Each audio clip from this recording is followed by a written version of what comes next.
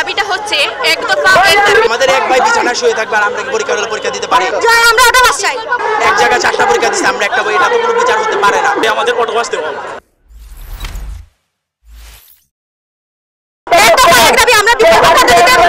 মূল্যায়ন চাই।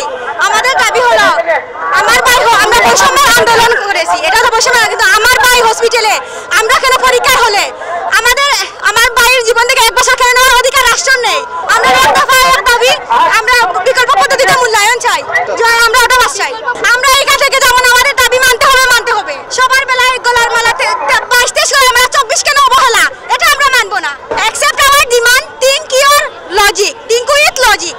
আমাদের দাবিটা হচ্ছে একদফা এক দাবি। আমাদের এই দাবিটা বর্তমানে হচ্ছে আমরা চাই পরীক্ষায় বসতে চাই না, এটাই হচ্ছে আমাদের মূল দাবি। আমাদের দাবি একটাই, আমাদের বিকল্প পদ্ধতিতে মূল্যায়ন করতে হবে। আমরা পরীক্ষার বসতে চাই না, কারণ আমাদের দফায় পরীক্ষা স্থগিত হওয়ার কারণে আমাদের অনেকের পরীক্ষা দেওয়ার মন মানসিকতা এখন আর একদমই নেই। আমরা চাই আমাদের মূল্যায়ন করা হোক বিকল্প পদ্ধতিতে। এটাই একটা সংগঠন বা যে কোনো একটা সংস্কৃতি যখন রাস্তায় নামে একটা যৌক্তিক দাবির জন্য কিন্তু রাস্তায় নামে, আমরা ঠিক তেমনিভাবে যৌক্তিক দাবির জন্য রাস্তায় নেমেছি। আমাদের যৌক্তিক দাবিটা হচ্ছে আমাদের পরীক্ষাটা নেওয়ার কথা ছিল 24 এপ্রিল থেকে, কিন্তু ধাপে ধাপে একটি ফ্যাসিস্ট সরকারে আমাদের সাথে মস্করা করেছে। এখন এসেছে government, interim government, doctor Mohammad ইউনূসের সরকার এসেছে। তারই উপদেষ্টাদের আমরা দৃষ্টি আকর্ষণ করে আমরা বিগত একদিন আমরা মানববন্ধন করেছিলাম শান্তিপূর্ণভাবে। আজকেও ঠিক তেমনিভাবে আমাদের এক দফা দাবি হচ্ছে আমাদের 24-এর এইচএসসি পরীক্ষাটাই 22-এর এসএসসির সাথে কনভার্ট করে একটি সুস্থ সুন্দর রেজাল্ট জন্য দেওয়া হয়। এটাই আমাদের যৌক্তিক দাবি। আপনারা দেখেন পুলিশের 11 দফা দাবি মানা হচ্ছে, আমাদের আনসারদের দাবি মানা হচ্ছে, বিরোধী দলীয় দাবি মানা হচ্ছে। আমাদের দাবিটা কিন্তু যৌক্তিক। আপনারা দেখেন যে আমাদের সময় নষ্ট করেছি, time maintain wait for none, সময় শুট করার জন্য অপেক্ষা করুন না, আমাদের জন্য সময়টা অপেক্ষা করুন না। কিন্তু আমাদের সময়টা নষ্ট হলে বয়স ঠিকই আমাদের বাড়তেছে, কিন্তু আমাদের সময়টা নষ্ট করা হচ্ছে। অটোপাস বলতে আমরা এসএসসির সাথে এইচএসসিটা কনভার্ট করে একটা ভালো রেজাল্ট। আমরা যত সময় আমাদের দাবি না মানা হচ্ছে আমরা ঘরে যেমন আমাদের এক দফা এক দাবি, আমাদের দাবি মানতে হবে। আপনারাই দেখুন আমাদের এই যে সিলেটে এমন একটি করুণ অবস্থা, আমাদের 30 জুন পরীক্ষা শুরু হয়। তো পরীক্ষা শুরু হওয়ার কারণে আমাদের সিলেটে বন্যা থাকার কারণে পরীক্ষা শুরু হয় না, তাও শুরু হয় 8 জুলাই।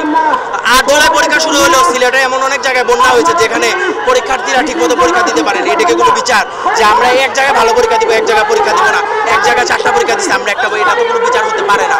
তাও এরপরে একটি বৈষম্যবিরোধী আন্দোলন আসলো, এখানে আমাদের পরীক্ষার কোনো অনির্দিষ্টকালের জন্য স্থগিত করে দেওয়া হলো। এই বৈষম্যবিরোধী আন্দোলনে আমাদের বিভিন্ন ভাইয়েরা ওদের রক্ত জড়িয়েছে, আমাদের বিভিন্ন ভাইয়েরা হসপিটালে এখনো ভর্তি। এর মাধ্যমে এর ভিতরে ওরা কিভাবে 11 তারিখে আবার সেপ্টেম্বরের 11 তারিখে ওনারা পরীক্ষা দিয়ে দিল, পরীক্ষা রুটিন দিয়েছে। আমরা এই রুটিন সম্পূর্ণ প্রকার বয়কট করছি, কারণ এই রুটিনে পরীক্ষা দেওয়া সম্ভব না। আমাদের এক ভাই বিছানায় শুয়ে থাকবে আর আমরা কি পরীক্ষা দিতে পারি? আমরা চাচ্ছি আমাদের সাবজেক্ট ম্যাপিং করে আমাদের অটোপাস দেওয়া হোক।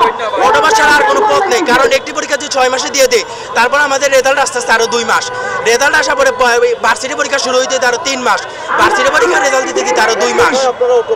অটোপাস চাচ্ছি, কারণ আমাদের জীবন থেকে 1 বছর ক্ষতি হোক, সেটা আমরা কখনো চাই না। কোটা আন্দোলনকে কেন্দ্র করে আমার প্রায় কলিগ 3 থেকে 4 জন ওসমানী মেডিকেলে বর্তমানে আহত অবস্থায় আছে খুব মারাত্মকভাবে।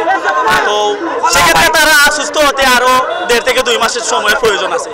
তো আমাদের ইতিমধ্যে যদি পরীক্ষা দিতেও হয় তাহলে ডিলাইট হয়ে যাবে অলমোস্ট 1 মাস, আর পরীক্ষা আস্তে আস্তে শেষ হতে প্রায় আরও 2 মাস, তারপর রেজাল্ট বের হতে কিন্তু কারো 2 থেকে 3 মাস এমনিতেই চলে যাবে। সেক্ষেত্রে অলমোস্ট আমাদের 6 থেকে 7 মাস কিন্তু আমরা এই বছর থেকে হারিয়ে ফেলতেছি। আমরা চাইতেছি যে এই পরীক্ষাটা বর্তমানে স্থগিত করে আমাদের অটোপাস দেওয়া।